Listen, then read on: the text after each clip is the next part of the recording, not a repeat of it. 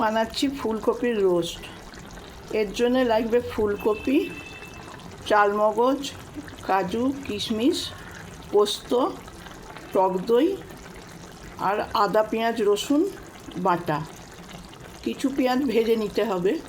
আর ফুলকপিগুলো টুকরো টুকরো করে কেটে কড়াইতে সাদা তেল আর ঘি মিশিয়ে, ঘিটা বেশি পরিমাণ দিতে হবে, দিয়ে ফুলকপিগুলো লালচে করে ভেজে নিতে হবে।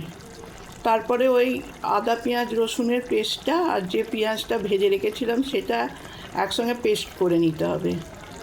আদা, পেঁয়াজ, রসুন, কাঁচা লঙ্কা আর পেঁয়াজ ভাজা অল্প একটু করেছিলাম, সেটা একসঙ্গে পেস্ট করে নিয়ে ফুলকপিগুলো যে কোন তেলে ভেজেছিলাম, তেল আর ঘিতে, সেই তেল আর ঘিয়ের মধ্যে মশলাটা দিয়ে ভালো করে কষিয়ে ফুলকপিগুলো দিয়ে আর একটু দুধ জলের মধ্যে মিশিয়ে দিয়ে দিতে হবে সেদ্ধ করার জন্য।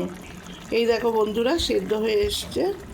এরপরে এতে এই চালমগজ বাটা, কাজু, কিশমিশ আর পোস্ত বাটাটা দেবো আর টক দইটা দেবো, দিয়ে নেড়ে ছেড়ে নামিয়ে দেবো।